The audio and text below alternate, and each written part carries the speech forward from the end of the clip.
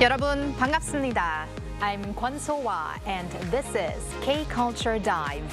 Join us in taking a deep dive into the heart of Korean culture, from K-entertainment to AI news. And in our K-Culture Issues segment, we delve into the Busan International Fantastic Film Festival with our film expert. And with that, let's dive in.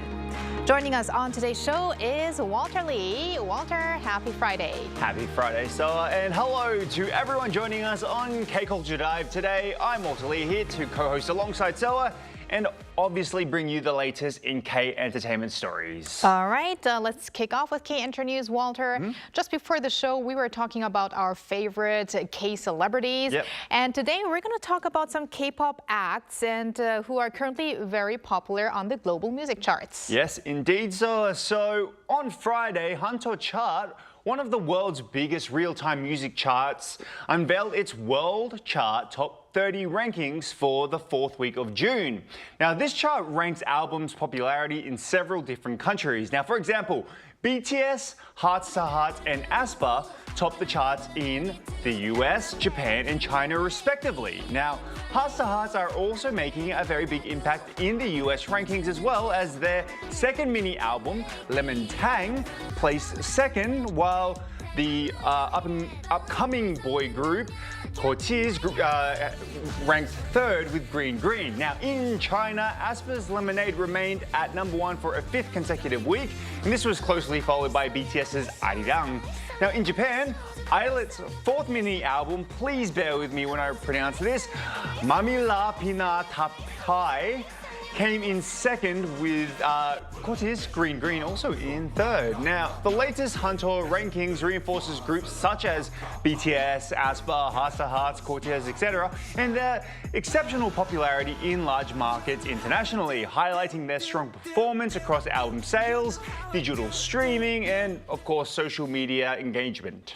Okay, and let's stay with one of the groups that you just mentioned, BTS, and another girl group, and we're going to talk about them because they are about to perform at a huge festival in the US. That's correct. So BTS and LE are set to further strengthen their global presence with performances at the 2026 iHeartRadio Music Festival.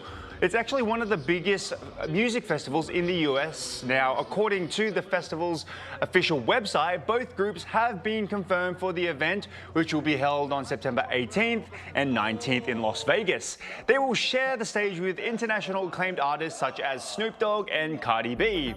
Now, hosted annually by iHeartMedia, the largest radio network in the US, the iHeartRadio Music Festival is considered one of the country's premier mainstream music events. Now, BTS will perform on the opening day, September 18th, while LE are scheduled to take the stage on September 19th. Now, LE's appearance is particularly significant because they will become the first K-pop girl group ever to perform at this festival. Wow, congratulations to both the groups. Looking forward to that performance. And now, lastly, let's end with some news on G-Dragon. Yes, let's end off some news with the king of K-pop. The Korea Heritage Service announced the G-Dragon has been named the official ambassador for the 48th UNESCO World Heritage Committee session. The agency praised the artist for his global influence beyond K-pop and cited his long-standing commitment to using art to address social issues and promote public interest cultural initiatives as key reasons for his appointment. Now, the UNESCO World Heritage Committee is the organization's highest decision-making body on the inscription, conservation, and protection of World Heritage sites. Now, this year's session will take place in Busan from July 19th to the 29th, marking the first time South Korea has hosted the event since joining the World Heritage Convention in 1988, a very special year for me as the event's ambassador. As well as G-Dragon. I don't want to give away that, maybe. So as the event's ambassador, G-Dragon will take part in promotional campaigns, official events highlighting the importance of preserving World Heritage sites. He will also appear in promotional videos and official ceremonies sharing the message of peace peace through cultural and participation. I did not want to give people's age away too much. Oh, okay, I guess more people in the world know about GD's age than your age, Walter. I don't know about that. I think I've got a pretty good, Well, I'm fan gonna give out even more. The three of us are all 친구s, friends. Yes. But I think it's very meaningful. I mean, GD was the honorary ambassador for APEC last year, and now he's an ambassador for UNESCO. He really has become one of the faces of Korea, I have to say. All right, thank you very much, Walter, one of the faces of Arirang TV, and please stick around. Will do. And now let's move on to our AI anchor Arirang for more on the culture front. Arirang. Thanks, Sua. Here's your AI guide to the latest cultural headlines from Korea. Let's begin with our top story. Foreign tourist arrivals in South Korea have surpassed 10 million, earlier than in previous years, providing a significant boost to Seoul's hotel industry. According to the Korea Hotel Association, foreign visitors accounted for 70% of hotel room sales in Seoul from January through April, up 4.3 percentage points from last year. Nationwide, the average share of rooms sold to foreign guests across the country's 5 major tourism regions also rose from about 47% to 52%. The association attributed the increase to the global popularity of K-content, the prolonged depreciation of the Korean won, and the resulting surge in inbound tourism.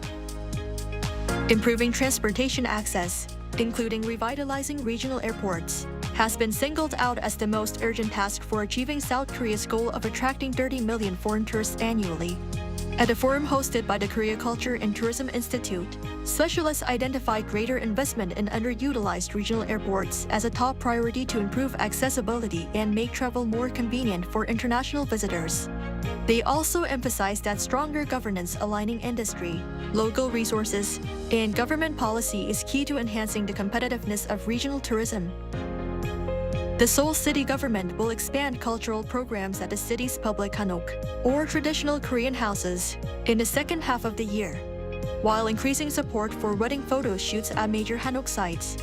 From this month through September, the city will offer a variety of activities at Bukchon Hanok Village, including classes on Hanok history, traditional craft workshops, and yoga sessions. Seoul Hanok Week 2026 will take place from October 2nd to 11th at the village, featuring special exhibitions, open houses, docent-led tours, and cultural performances. Wedding photo shoot support will be offered in October, with applications opening in September through the Seoul Hanok portal. City officials assess that public hanok have evolved beyond tourist attractions into vibrant cultural spaces. That's all from me. Turning now to a quick look at more K-culture stories making headlines today.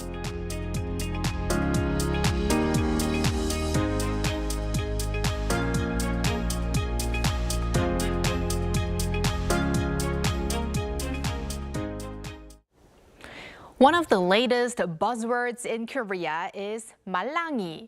To get their hands on these soft, squishy toys, young adults are flocking to a traditional toy market in Seoul as sensory toys gain popularity as a simple way to relax and relieve stress.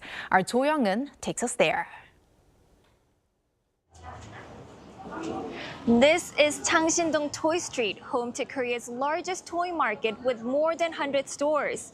Here's a closer look to what's drawing so many young adults here. It's a weekday morning, yet crowds of people are lining up outside toy stores in Seoul. But these aren't parents shopping for their children.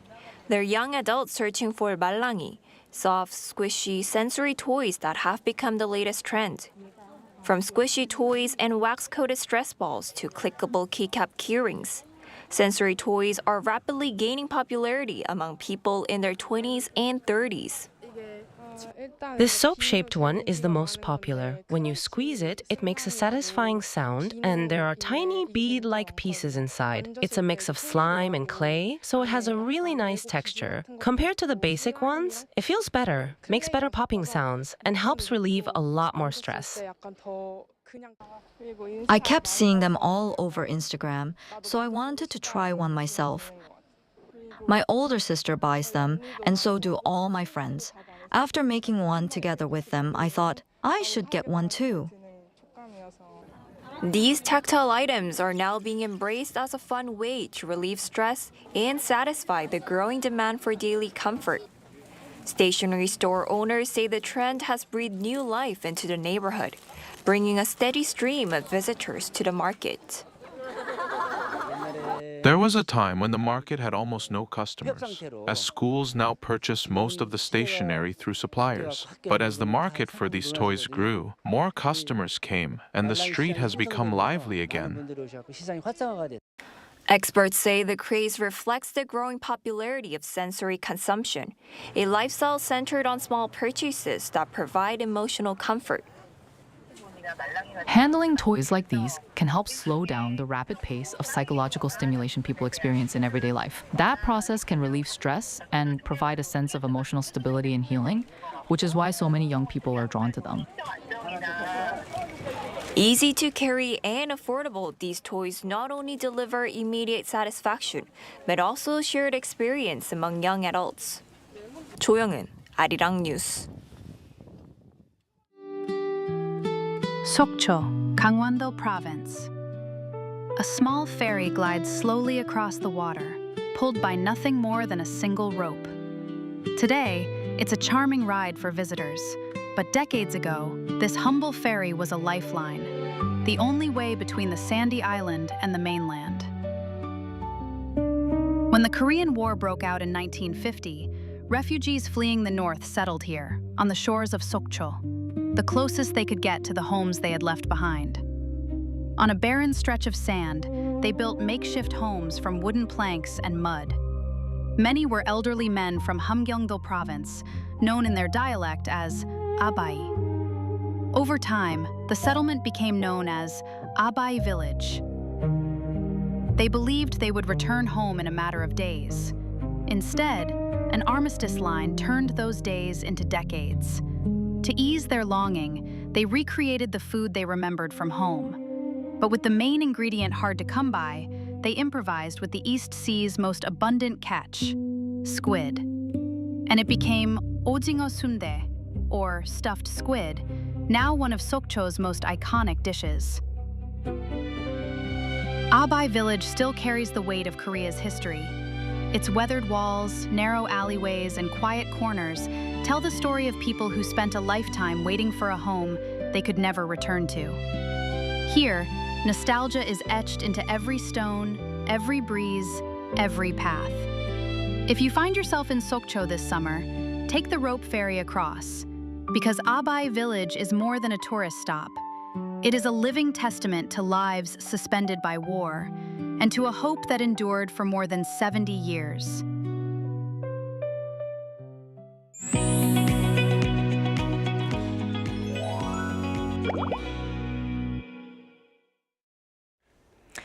One of Korea's biggest celebrations of genre cinema is back.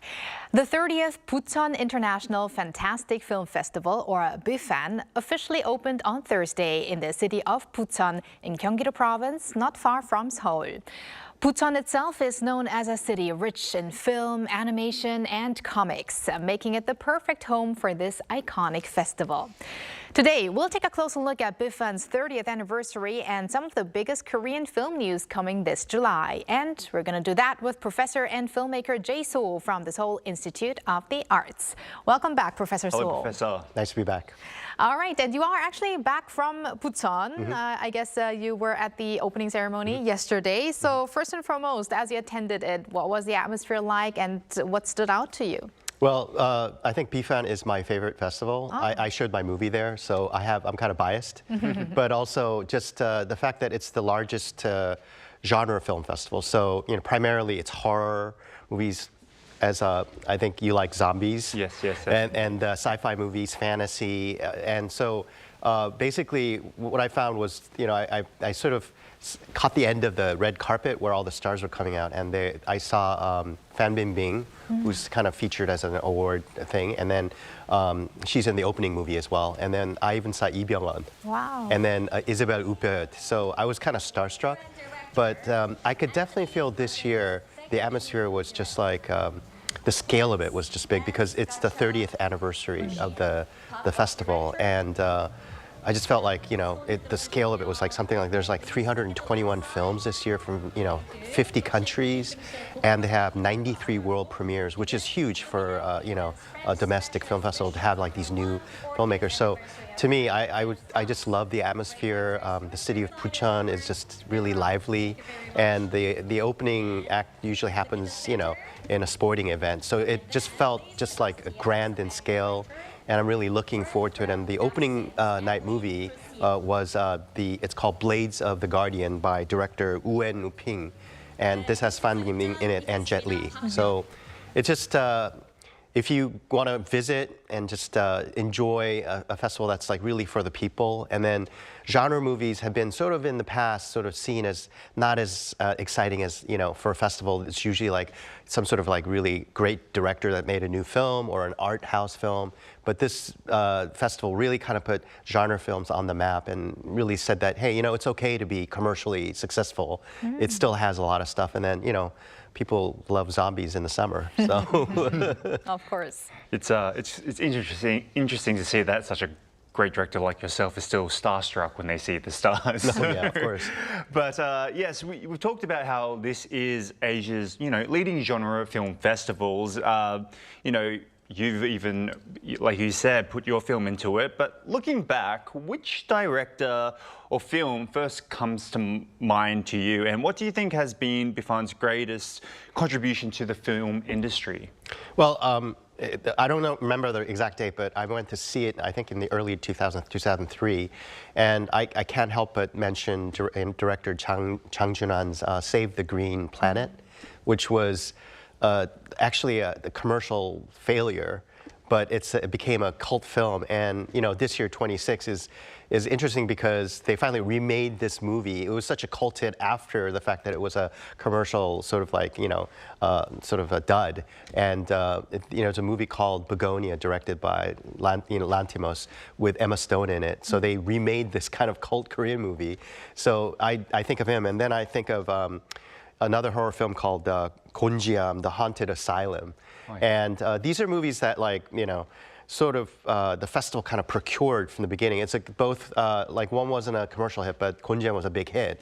And I think it started to really change sort of the way the public was looking at horror films. And, with Train to Busan, as a big fan of that, these films are sort of found a home where they can like celebrate themselves. A lot of times critics kind of like laugh at these genre films as being sort of too commercial or, basically not as arty. But I find that a lot of these genre movies, what they tackle also is societal anxieties. Like zombie movies are about basically our society's full of zombies, I think, Yeah. And so it's just a way to really sort of explore that. And I think this year BIFAN really did a good job, and their motto is new era, new skin, which was kind of interesting too. They have a really fantastic sort of trailer for it too, with a chameleon coming out and things like that. So I just found it to be just kind of a special thing. But BIFAN to me is a special festival where, new cinema, especially Asian cinema, is being rediscovered, and also, let the mainstream people know that it's okay to watch these movies. So what trends in this year's lineup have you noticed? What should the audience in particular keep an eye on? One of the things I noticed about all the festivals in the world, they do this thing where they're just kind of celebrate themselves, but, Bucheon's, it's 30 years. So what they did was they went back to a lot of the films that have like they've shown in the past. So there's like something like, 90 Korean films that have already played there to be played again. And then I kind of felt like Bucheon was also sort of positioning themselves to be kind of a futuristic film festival with a lot of AI hyped genres as well. So in this year, there was a section that I want to recommend called Asian Genre of 99. It's a 3-year project mapping the landscape of Asian genre cinema. And then there's another section for French sci-fi, which was kind of really exciting to me. And then there are a lot of films that I want to point out. Basically, there's a movie by a director named Kurosawa Kiyoshi, who directed a movie called The Samurai and the Prisoner, and it's being played here for the first time. And then Joko Anwar's bloody prison horror called Ghost in a Cell, not Ghost in a Shell. And then there's a sort of a Chinese movie called Kung Fu, of all things. And what I found really interesting about this year was also the emergence of AI technology. So I believe that Bucheon is the first festival in Korea to have an AI section. And it's AI-generated things. But now they've gotten beyond that, where I believe there are many films now. We call it kind of hybrid filmmaking, where you utilize live action along with AI. And so it's a kind of a more creative way to use it. And a lot of people thought, you know, AI would kind of come in and destroy creativity. But I think if used right, without having to, like, you know, be doing deep fake stuff, I think if you are able to kind of use it in a hybrid sense, you can kind of take what you have in cinema and enhance it in a way that goes past, like, you know, in the past you had to use a lot of budget for CG and things like this, but AI can actually lower the budget for that. And then one of the sections that I really, you know, it's kind of like overlooked is the shorts section. So fantastic shorts. And I hate to say that 3 of my students have their films in this section. So I'm really excited. Their films are called Intermission, 7 to 70. And so these filmmakers are really excited because it's the first time they've made these kinds of movies, and then now it's in a major film festival. So looking forward for them to get as much spotlight, you know, in their movies. Amazing. You must be very proud. But Professor So, let's talk a little bit more about AI. As you mentioned, BIFAN was actually the very first film festival in Korea to introduce a competition section dedicated to AI-generated films. So because genre cinema has always been very embracing experimentation and imagination, do you think that's why you know, it's a particularly good fit for AI filmmaking? And also, do you think it will change the way in how films are going to be produced in the next years?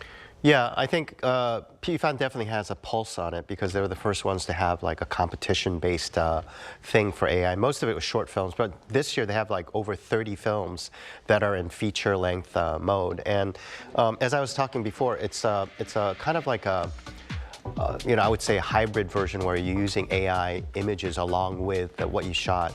But now I think the way BIFAN's looking at it, it's like all aspects of film production, from pre-production, which is screenwriting, to production, where you're using AI technology in the filming process itself. And then, of course, in the post-production process, where you're using a lot of VFX with AI in it. And I think the way BIFAN's technology, what they're looking at is like, we want to exist alongside with machines, you know, instead of machines taking us over. And I think that's a healthy way to look at it. And also, when I teach AI to students, I also tell them, like, don't try to replace what you're doing.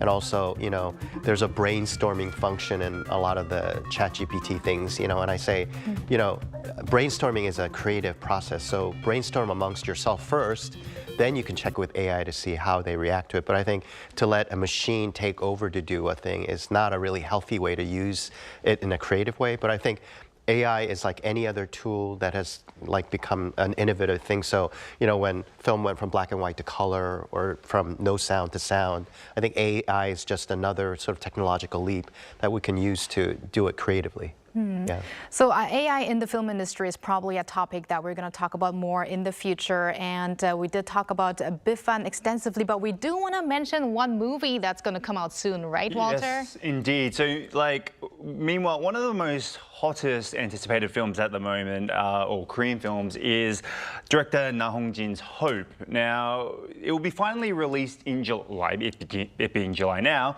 It's his first feature film in nearly a decade. What should audiences really pay attention to, and when they watch the film? Well, it did really well at Cannes, and it's a creature fantasy movie, but set in kind of like basically in the countryside in Korea.